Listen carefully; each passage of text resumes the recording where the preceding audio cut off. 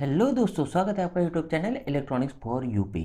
दोस्तों, हमारे micro processor और माइक्रो कंट्रोलर की सीरीज़ में नेक्स्ट और बहुत इम्पोर्टेंट टॉपिक है सिस्क और रिस्क। देखिए, इस वीडियो में जो हमारे टॉपिक्स रहेंगे वो रहेंगे प्रोसेसर के आर्किटेक्चर और उसके टाइप्स क्या रहते हैं। इसके बाद हम फोकस करेंगे सिस्क और रिस्क आर्किटेक्चर में, और आखिरी में देखेंगे the difference between six and risk. तो आइए शुरुआत करते हैं टॉपिक की। देखिए, प्रोसेसर आर्किटेक्चर यानी हमारा जो सीपीयू रहता है, इसके जो आर्किटेक्चर है वो हम अलग अलग तरह से उनको कैटेगराइज कर सकते हैं। जैसे कि पहला जो है वो है इंस्ट्रक्शन सेट पे बेस्ड आर्किटेक्चर, जिसको हम ISA कहते हैं। ISA instruction set architecture. दूसरा आर्किटेक्चर का जो टाइप रहता है वो माइक्रो आर्किटेक्चर रहता है, और तीसरा जो रहेगा कैटेगराइजेशन उसका, वो है प्रोसेसर डिज़ाइन पे बेस्ड आर्किटेक्चर। इसमें से जो इंस्ट्रक्शन सेट वाला आर्किटेक्चर है, इसको दो टाइप्स में हम डिवाइड करते हैं। एक रहता है सिस्क और दूसरा रहता है रिस्क। इसके अलावा कुछ इसी में एडवांस्ड वर्जन रह सकते हैं जो मैं यहाँ पर डिस्कस नहीं करूँगा, लेकिन सिस्क और रिस्क ये जो दो आर्किटेक्चर्स है, ये इंस्ट्रक्शन सेट बेस्ड आर्किटेक्चर है। देखिए, सबसे पहला है सिस्क। सिस्क का फुल फॉर्म है कॉम्प्लेक्स इंस्ट्रक्शन सेट कंप्यूटर। देखिए, इसको हम जनरली ऐसा देखेंगे, ये कॉम्प्लेक्स सेपरेट वर्ड करेंगे और बाद में इंस्ट्रक्शन सेट कंप्यूटर इसको सेपरेट करेंगे। देखिए, ये कुछ इस तरह से है। Complex instruction set computer is a processor architecture that date backs to 1970s। तो 1970s के समय ये जो सिस्क आर्किटेक्चर है ये जनरली यूज़ किया जाता था। और ये जो सिस्क आर्किटेक्चर है, इसको स्पेशली डिज़ाइन किया गया था to execute a large number of complex instruction. देखिए, जैसे मैंने बताया है कॉम्प्लेक्स इंस्ट्रक्शन सेट कंप्यूटर, तो ये इसमें जो इंस्ट्रक्शन सेट है यानी ओवरऑल इसका इंस्ट्रक्शंस जो है ये कॉम्प्लेक्स टाइप का रहता है। तो यहाँ पर कॉम्प्लेक्स इंस्ट्रक्शन जिसका रहेगा उसको हम कहेंगे सिस्क आर्किटेक्चर। और ये जो इंस्ट्रक्शंस है ये मल्टीपल ऑपरेशन, देखिए several operation single instruction cycle में कंप्लीट करते थे। तो मोस्टली इसका जो इंस्ट्रक्शंस रहता था कॉम्प्लेक्स रहता था, इसीलिए इनका नाम आ गया कॉम्प्लेक्स इंस्ट्रक्शन सेट कंप्यूटर्स। और ये जो सिस्क आर्किटेक्चर रहेगा, इन इसके कुछ कैरेक्टरिस्टिक्स रहते हैं। सबसे पहला तो जैसे इनके नाम से ही पता चलेगा, large instruction set. Complex instruction set है यानी इसमें बहुत सारी इंस्ट्रक्शंस है, बहुत सारी इंस्ट्रक्शन है, साथ में ये मल्टीपल ऑपरेशंस भी एट अ टाइम परफॉर्म कर सकती है। बहुत सारी इंस्ट्रक्शन हो सकती है, arithmetic, logical, data transfer type की इंस्ट्रक्शंस यहाँ पर अवेलेबल रहे। ये है फर्स्ट। अब देखिए, इस पर से ही जैसे ही हमने कहा है कि इसमें बहुत सारा इंस्ट्रक्शन रहेगा और इंस्ट्रक्शंस हार्ड भी रहेगा, इसी के बेसिस पे ही इनको अलग अलग तरह से हम एक्सप्लेन कर सकते हैं। इसके बेसिस पे ही बता सकते हैं। यहाँ पर वेरिएबल लेंथ इंस्ट्रक्शंस की रहती है, यानी कुछ इंस्ट्रक्शन 2 बाइट्स की रहेगी, कुछ 3 बाइट्स की रहेगी, कुछ हो सकता है इस 1 बाइट की रहे। इस तरह से अलग अलग बाइट्स की इंस्ट्रक्शन यहाँ पर रहती है। और हो इसमें छोटी इंस्ट्रक्शन भी रहेगी और लॉन्गर इंस्ट्रक्शंस भी रहेगी। जितनी बड़ी इंस्ट्रक्शन यानी समझ लीजिए, अगर एक इंस्ट्रक्शन 3 बाइट की है यानी 3 बाइट की है, तो 3 बाइट की इंस्ट्रक्शन वहाँ पर सिंगल बाइट से ज़्यादा टाइम लेगी। तो हो सकता है ये इंस्ट्रक्शन एग्जीक्यूशन करने के लिए ज़्यादा समय ले। बाद में ये इंस्ट्रक्शन सेट कॉम्प्लेक्स रहता है, तो यहाँ पर एड्रेसिंग मोड्स भी इसके कॉम्प्लेक्स रहते हैं। एड्रेसिंग मोड यानी हम इंस्ट्रक्शंस को किस तरह से कॉल कर सकते हैं उसको हम कहते हैं एड्रेसिंग मोड्स। तो यहाँ पर मल्टीपल एड्रेसिंग मोड्स एग्जिस्ट करते हैं, और ये जो एड्रेसिंग मोड है हो सकता है रजिस्टर टाइप के है, डायरेक्ट टाइप के है, या फिर इनडायरेक्ट टाइप का एड्रेसिंग मोड है, इंडेक्स एड्रेसिंग मोड है। इस तरह से अलग अलग एड्रेसिंग मोड्स रहेंगे और बहुत सारे एड्रेसिंग मोड्स रहेंगे। इंस्ट्रक्शन कॉम्प्लेक्स थी, उसकी लेंथ भी कम ज़्यादा थी, वेरिएबल लेंथ। इसके अलावा कॉम्प्लेक्स एड्रेसिंग मोड है और इसीलिए ओवरऑल इसका जो मेमोरी एक्सेस है वो हाई रहता है। तो यहाँ पर एक्सेस, ये मेमोरी देखिए, that allows them to access memory directly. बहुत सारे इंस्ट्रक्शन है जो मेमोरी एक्सेस डायरेक्टली कर सकते हैं। ये एक्चुअली मेमोरी एक्सेस अगर डायरेक्ट करती है तो ऐसी इंस्ट्रक्शन थोड़ी सी यूज़फुल रहती है क्योंकि वो फास्टर परफॉर्म कर सकती है। नेक्स्ट कैरेक्टरिस्टिक्स जो सीस का है ये है मल्टीपल रजिस्टर। यहाँ पर बहुत सारे रजिस्टर्स हम इस्तेमाल करते हैं एज़ कम्पेयर टू दूसरा जो आर्किटेक्चर है रिस्क के कंपैरिजन में। तो यहाँ पर large number of instructions use करेंगे जो हम डेटा स्टोरेज के लिए इस्तेमाल कर सकते हैं या फिर इंटरमीडिएट रिजल्ट स्टोरेज के लिए इस्तेमाल कर सकते हैं, और ओवरऑल सिस्टम का परफॉर्मेंस इससे इम्प्रूव होता है। बाद में इसका कैरेक्टरिस्टिक्स है माइक्रो कोडेड कंट्रोल। ये जो है ये सिस्क प्रोसेसर्स ये माइक्रो कोड इस्तेमाल करते हैं to interpret and execute instructions. This microcode is stored in ROM and allows the processor to execute complex instruction without the need of additional hardware। तो यहाँ पर देखिए माइक्रो कोड्स जो रहते हैं हम रोम में स्टोर करते हैं और ये प्रोसेसर को कॉम्प्लेक्स हार्ड जो इंस्ट्रक्शंस है वो एग्जीक्यूट करने में मदद करते हैं और उसके लिए कोई भी एक्सटर्नल हार्डवेयर की ज़रूरत नहीं रहेगी। बाद में नेक्स्ट कैरेक्टरिस्टिक्स है एम्फेसिस ऑन हार्डवेयर। सिस्क में पूरा जो फोकस रहता है वो हार्डवेयर पे रहता है। हार्डवेयर पे जो फोकस है उसकी वजह से यहाँ पर हार्डवेयर कॉम्प्लेक्स हो जाता है, क्योंकि सिस्क में हम बात कर रहे हैं कि बहुत सारी इंस्ट्रक्शंस रहेगी जो कॉम्प्लेक्स इंस्ट्रक्शन रहेगी। ऐसे ही इसमें फोकस जो रहता था वो बड़ी ऑपरेशंस, कॉम्प्लेक्स ऑपरेशन परफॉर्मेंस में रहता था। इसीलिए यहाँ पर जो हार्डवेयर है ये हमेशा कॉम्प्लेक्स रहता है। कॉम्प्लेक्स हार्डवेयर रहेगा तो उसका जो पावर कंजम्पशन है वो भी हायर रहेगा और उसकी कॉस्ट भी हो सकती है ज़्यादा रहेगी।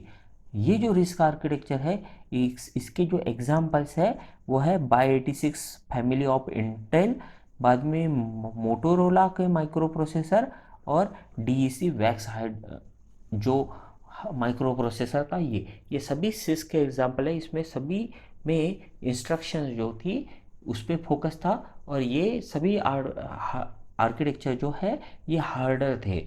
ये 1970s में इस्तेमाल किए जाते थे। आजकल जो प्रोसेसर्स रहते हैं वो इस आर्किटेक्चर में नहीं आते हैं। तो आजकल के जो प्रोसेसर्स है वो हो सकता है रिस्क आर्किटेक्चर में आए।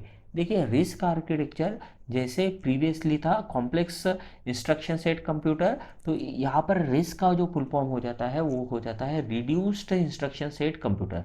यहाँ पर इंस्ट्रक्शन सेट जो है ये हमने रिड्यूस कर दी है। अब इंस्ट्रक्शन सेट रिड्यूस की है यानी यहाँ पर कम इंस्ट्रक्शंस रहेगी, इंस्ट्रक्शन छोटी भी रहेगी यानी उनका जो वेरी लेंथ है वो भी कम रहेगा। इसकी वजह से जो ओवरऑल सिस्टम है ये सिंप्लीफाई हो जाता है और जो इंस्ट्रक्शंस है एग्जीक्यूटेड बाय द कंप्यूटर्स ये भी फास्टर यहाँ पर होती है। स्मॉलर सेट देखिए, जैसे ये जो रिस्क है ये इसके जो प्रोसेसर्स रहते हैं इसका स्मॉलर सेट रहेगा इंस्ट्रक्शन का जो एग्जीक्यूट क्विकली हो जाते हैं। इससे इफ़िशियंसी अच्छी हो जाती है rather than the larger complex set जो हमने सिस्क में देखा था। अब देखते हैं कैरेक्टरिस्टिक्स, इसी पे बेस्ड इसके कैरेक्टरिस्टिक्स रहेंगे। जैसे हमें पता है यहाँ पर इंस्ट्रक्शंस जो रहती है ये सिंपल टाइप की रहती है, मोस्टली सिंगल बाइट की इंस्ट्रक्शन रहेगी या फिर 2 बाइट की इंस्ट्रक्शंस रहेगी जो स्मॉल रहेगी, सिंपल रहेगी। बाद में यहाँ पर जो लोड है या फिर स्टोर है वो मोस्टली रजिस्टर्स थ्रू किया जाता है।